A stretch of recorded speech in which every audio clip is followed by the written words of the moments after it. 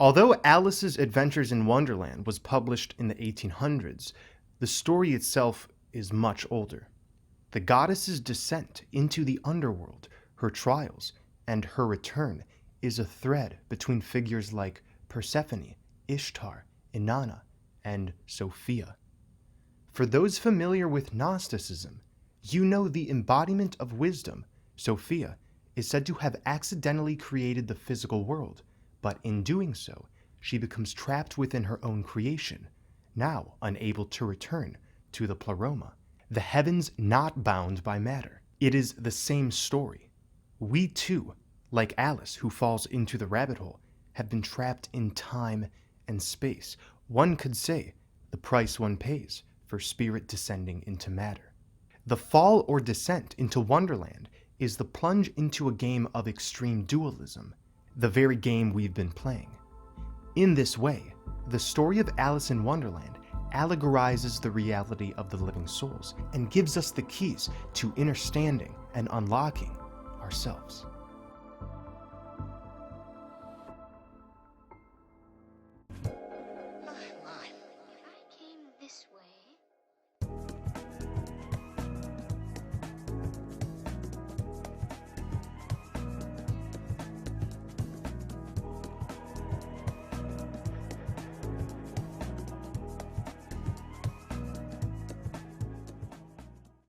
Wonderland is full of wonders, but not necessarily wonderful. The fantasy world is interesting, but leaves Alice feeling incomplete. She finds her way out by realizing at the end it's all just Maya, a veil, a grand illusion. Alice wasn't pleased with the tranquility of her original world. She was bored. So she ends up falling down the rabbit hole into a place that makes absolutely no sense. This is Wonderland. There's no rhyme or reason. Everything is the opposite of what it seems, but at least it's interesting, right? She falls onto the checkerboard after chasing the white rabbit, but not really. The game is played, but like I said, at the end of the story, Alice wakes up unharmed. This is what is happening to us. We're on the checkerboard, a grid designed so we can get rid of the black and white schematic Wonderland offers. Dualism itself overlays on top of the earth until we observe what we see now, a place full of wonder, distractions, diversions, paths, and mind traps. But at the end of the day, it's as illusory as Wonderland was in the story of Alice. The first chapter and opening scene displays Alice in judgment, in discontentment. And I quote, "Alice was beginning to get very tired of sitting by her sister on the bank, and of having nothing to do.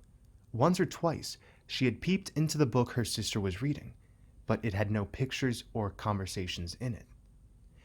Now, there's nothing wrong with where she is. In fact, the movie shows her in a beautiful, tranquil environment, but alas, the white rabbit appears, and the white rabbit signifies time, which Alice is keen to plunge into. This is why the rabbit carries around a big old clock. The veil of time is a tool the universe uses to purge and transform, and this transformation for Alice begins once she falls onto the checkerboard. The game is now ready to be played. Sophia has split off from the pleroma, the living souls put on the sine wave. In my video on the Purgatorial dumping ground, I explained how this environment, locked within time and space, is actually a safe container for the living souls to release their individual and collective baggage, merging back into the original blueprint. Alice derives from the ancient Greek word aletheia, which means truth. So Alice can be translated as truthful one. So Alice is in a virtual reality simulated construct invented by a mind which instilled its own virus into itself by pulling away from the now moment. This is Sophia wishing to create a world of her own, the same way Alice daydreamed of something more interactive. In the world of mathematics, The Fibonacci numbers have been famously generated by calculating the hypothetical offspring of rabbits. Rabbits, falling spirals. This is all related. Wonderland is the Fibonacci rabbit hole Alice falls into. It's representing the fractalization of an infinite consciousness into a finite perception. This is why after falling on the checkerboard, she is shown going through many doorways, falling further into fractalization until the room she reaches is surrounded by cubes on the wall. This is the squaring of the living soul's consciousness, squaring the circle, which can be related to the flower of life and Metatronic entanglement. We have been in the land of the Fibonacci, the fib of no chi. In my short series on the Metatronic overlay, we talk about the toroidal compression field and how heart energy is contained by a false grid system, which we now know to be purgatorial in nature. This heart energy is the aurora borealis. We talked about the living souls, the finite number of players in this matrix, being the dreamers of this third-dimensional existence, exactly like how Alice dictates before entering Wonderland the conditions, but then finds herself entrapped within her own creation, viewing it as separate from herself. In the Disney version, Alice sings a song before falling down the rabbit hole called In a World of My Own, where she is actually setting up the conditions for the very matrix she is about to plunge into by saying things such as rabbits will live in houses, which she experiences, like the flowers will have special powers, which she experiences. A world of her own essentially means Alice is wishing to be isolated with herself, to confront thyself by having obvious projections and manifestations stare her in the face. So whether she knows it or not, she is already determined that the journey she is to embark on is one of reconciliation. However, she gets caught up in the false dichotomy of light versus dark, of self versus other, until the final realization in which Alice proclaims, "You're nothing but a pack of cards." Alice has an epiphany of sorts and comes to know the true nature of existence, namely, that everything is a facade, Maya, just a dream within a dream. In this moment of truth, Alice realizes within her is a force, a power that nobody else in Wonderland seems to have.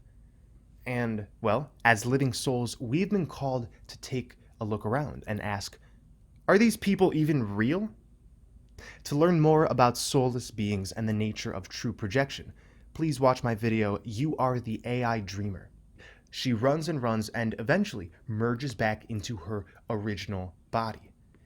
The Alice who was so desperately trying to find herself, uncomfortable, longing for satisfaction, now has realized the authentic self, something which transcends the belly of the underworld, which was really her own inability to connect with true wisdom.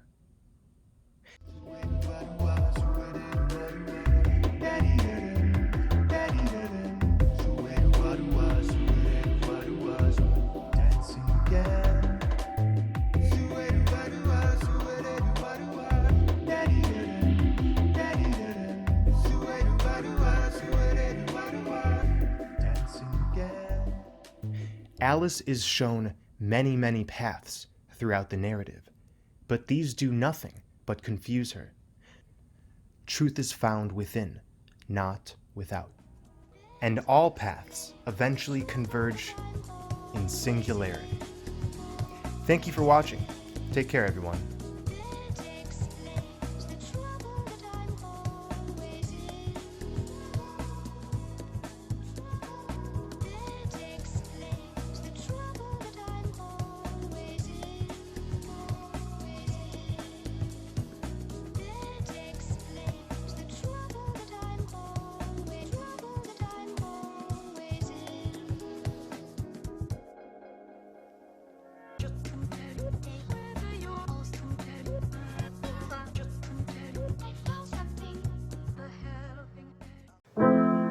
Sophia comes from the heights, opening up 4 islands.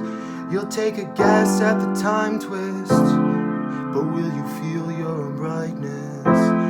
Sophia comes from the heights, from the inside, from the inside. Sophia comes from the heights, from the inside, from the inside.